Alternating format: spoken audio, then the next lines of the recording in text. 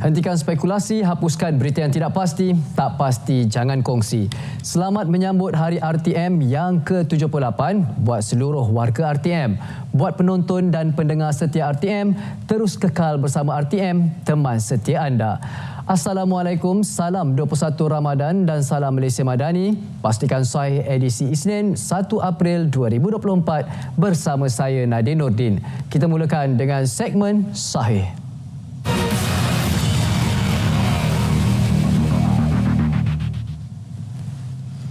Kami bawakan perkongsian dan pencerahan maklumat di portal MyCheck Malaysia, iaitu waktu bersenam bukan faktor kematian mengejut. Status kesihatan dan tahap intensiti senaman boleh menjadi punca. Tular di media sosial dakwaan bahawa aktiviti bersenam dan bersukan pada waktu malam boleh membawa maut. Semakan pihak MyCheck Malaysia mendapati waktu bersenam bukanlah faktor berlakunya kematian mengejut. Sebaliknya, status kesihatan individu, tahap intensiti senaman, daya tahan tubuh serta gaya hidup tidak sihat jadi antara penyumbang utama. Senaman pada waktu malam adalah selamat dan dapat meningkatkan kualiti tidur selagi seseorang itu mengukur baju di badan sendiri, iaitu mengikut kemampuan diri dan intensiti tidak terlalu tinggi. Selain memastikan rehat yang mencukupi, aktiviti berimpak rendah dan tidak menggunakan banyak tenaga adalah senaman yang paling sesuai pada waktu malam, terutamanya ketika bulan Ramadan. Selain itu, anda perlu menghadkan masa bersenam. Kesimpulannya, dakwaan bersenam pada waktu malam boleh menyebabkan kematian mengejut adalah tidak benar sama sekali. Berdasarkan semakan yang dibuat, waktu melakukan senaman bukanlah penyebab kematian semata-mata. Terdapat faktor lain yang boleh mendorong kepada risiko kematian. Bersenam pada waktu malam boleh dilakukan, namun perlulah berdasarkan tahap kesihatan, kemampuan fizikal masing-masing dan mengikut intensiti yang sesuai. Justru amat penting untuk orang ramai membuat pemeriksaan kesihatan secara berkala bagi mengenal pasti status kesihatan masing-masing sekaligus dapat melakukan aktiviti senaman yang bersesuaian.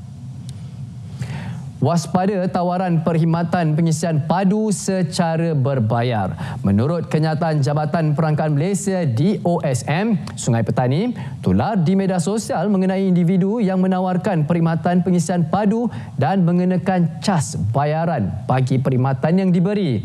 Pihak DOSM menafikan sekeras-kerasnya perkara tersebut dan menegaskan tidak pernah melantik individu luar dan mengenakan cas bayaran bagi perkhidmatan pengisian padu tersebut. Pihak DOSM juga menasihatkan orang ramai yang menghadapi kesukaran dalam pengisian padu agar pergi ke pejabat perangkaan atau kaunter fizikal padu di nadi yang berhampiran kawasan anda. Adakah anda seorang yang suka atau mudah terpedaya terhadap kabar angin? Ini berkenaan kabar angin yang mengatakan harga petrol RON 95 dan diesel akan naik sebelum Aidilfitri. Untuk makluman, menurut kenyataan Yang Berhormat Menteri Ekonomi, Tuan Rafizi Ramli menafikan kabar angin harga petrol RON 95 dan diesel akan naik sebelum Aidilfitri selepas pelaksanaan subsidi bersasar. Beliau menegaskan bahawa perkara tersebut adalah tidak benar sama sekali.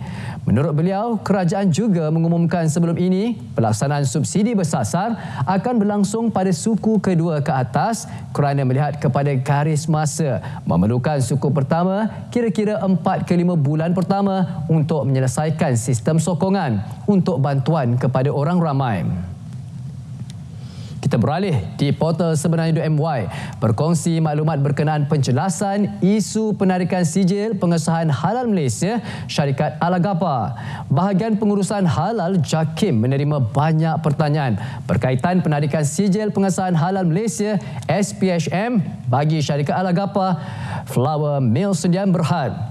Untuk makluman pengguna, penarikan balik SPHM syarikat oleh Jabatan Hal Ehwal Agama Islam Pulau Pinang adalah disebabkan oleh ketidakpatuhan pihak syarikat terhadap manual prosedur pensijilan halal Malaysia Domestik 2020. Walau bagaimanapun, status halal produk yang dikilangkan oleh syarikat sebelum 12 Mac 2024 adalah tidak terjejas.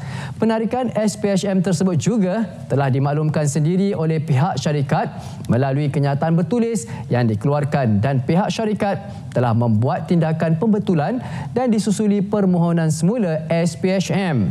Turut meneliti di ruangan komen yang terus menjatuhkan hukum haram kepada produk-produk yang ditarik atau tidak dipersijilkan halal.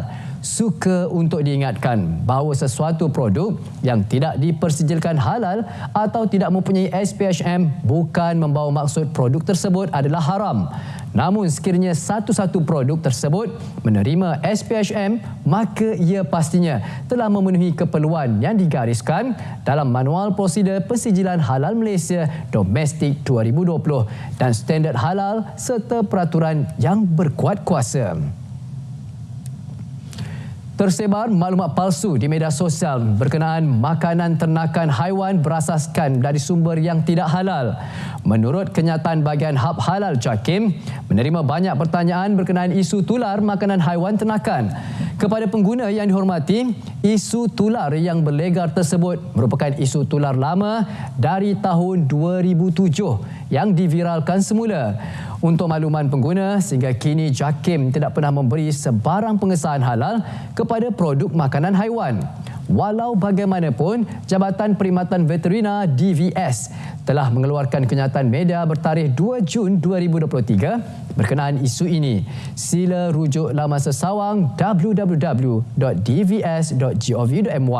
Sehubungan itu, masyarakat pengguna tidak perlu meragui akan produk ayam keluaran industri yang telah mendapat sijil pengesahan halal Malaysia. Benarkah surat pembayaran SST dari Kastam meminta penerima membuat pembayaran? Menurut Jabatan Kastam Diraja Malaysia, pihak JKDM menasihatkan orang ramai agar berhati-hati dan tidak terpedaya dengan kewujudan surat palsu yang meminta penerima surat membuat pembayaran cukai jualan dan perkhidmatan SST menggunakan nama dan tanda tangan Ketua Pengarah Kastam Malaysia, Datuk Anis Urizana binti Muhammad Zainuddin. Jabatan Kastam Diraja Malaysia JKDM sentiasa berusaha menangani penyebaran sebarang bentuk surat, berita atau apa-apa kenyataan palsu yang dibuat oleh pihak yang tidak bertanggungjawab secara berterusan bagi memastikan kepentingan awam sentiasa terpelihara. Jabatan Kastam Diraja Malaysia menyeru orang ramai agar lebih berhati-hati dan prihatin dengan membuat semakan dan pengesahan terlebih dahulu kepada sumber rasmi Jabatan Kastam Diraja Malaysia JKDM mengenai apa-apa maklumat yang diterima. Jika salah seorang penama KWSP meninggal dunia, secara automatik kesemua senarai penama akan dibatalkan. Sabar. Jangan terus percaya pada maklumat palsu ini. Untuk makluman, menurut kenyataan Kumpulan Wang Simpanan Pekerja KWSP ingin menjelaskan bahawa sekiranya penama meninggal dunia, hanya bahagian penama tersebut sahaja akan terbatal. Simpanan yang tidak dituntut masih di KWSP sehingga si mati, iaitu ahli, mencapai umur 100 tahun. Di mana simpanan tersebut akan dipindahkan ke pendaftar wang tidak dituntut. KWSP menasihatkan agar ahli mengemaskini maklumat penamaan mereka bagi memudahkan agihan simpanan sekiranya berlaku kematian kelak. Dapatkan maklumat sahih hanya di saluran media sosial dan laman sesawang rasmi KWSP. Baik penonton, kita dapatkan pencerahan mengenai isu terkini mengenai pemberian berita palsu. Jangan risau kepada anda semua, ayuh kita dapatkan pencerahannya oleh pasukan Biar Betul.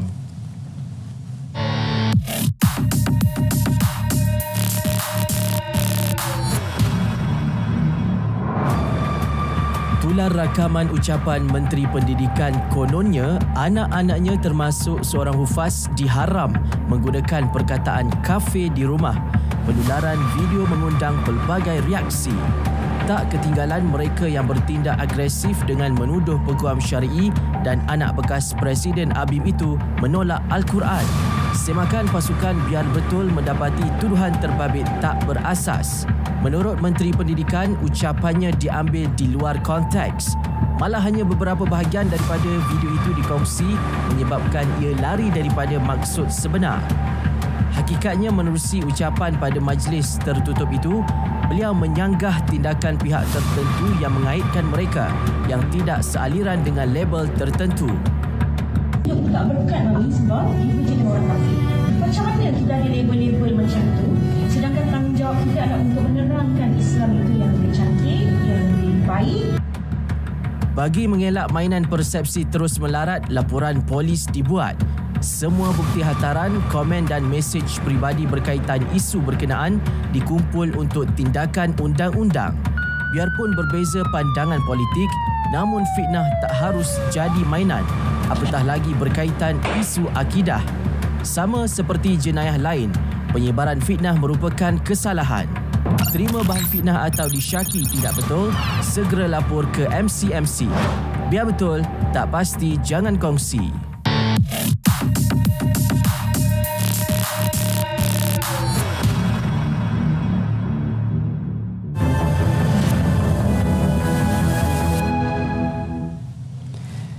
Kita teruskan dengan segmen yang terakhir iaitu segmen notifikasi, di mana dalam segmen yang terakhir ini kami akan war-warkan kepada anda informasi terkini yang perlu anda ketahui dan ikuti. Ayo kita mulakan dengan maklumat ini. Sama-sama kita ucapkan tahniah kepada seluruh rakyat Malaysia, yang di mana kepada rakyat Malaysia status pengembangan kekinian padu telah mencapai 10.61 juta dan jumlah individu yang mengemas kini sistem padu anda dapat lihat bagi status data warga negara dan pemastautin di sistem padu bersumberkan data pentadbiran 2021, 2022, 2023. Dan untuk maklumat anda semua, maklumat ini anda boleh dapatkan di www.padu.gov.my. Tahniah sekali lagi. Seterusnya kita bawakan kepada anda Borak Dulu baru buka pada petang ini. Jangan lupa ya, barokahnya di sini. Anda perlu saksikan Borak Dulu baru buka di saluran TV1 Isnin 1 April 2024 6.45 minit petang. Siaran ulangan 4.30 minit pagi hingga 5.30 minit pagi ya. Dan juga anda perlu saksikannya, topik yang dibawa adalah kerja sebagai ibadat. Itu yang akan dibincangkan pada hari ini dalam Borak Dulu baru buka. Kita teruskan dengan naratif khas. Bersempena dengan 78 tahun RTM tetap unggul, kita bawakan tetamu yang diruai Yang Berhormat Fahmi Fadil, iaitu Menteri Komunikasi, pada hari Isnin 1 April 2024 9 malam di saluran TV1 dan siaran serentak di saluran berita RTM. Anda juga boleh saksikan di Facebook Live dan juga TikTok Live berita RTM. Kita teruskan dengan ini dia tol percuma sempena Hari Raya Aidilfitri selama 2 hari bermula Isnin 8 dan 9 April 2024, iaitu Isnin dan Selasa minggu depan, pengecualian bayaran tol kepada kenderaan kelas 1. Hentikan spekulasi, hapuskan berita yang tidak pasti. Tak pasti jangan kongsi. Pastikan saya sampai di sini saja. InsyaAllah kita akan berjumpa lagi hari esok 4.30 minit petang di saluran TV1 dan siaran serentak di saluran berita RTM. Dari sungai ke segara, Palestin pasti merdeka. Malaysia Madani, tekad perpaduan, penuhi harapan. Assalamualaikum dan salam sejahtera.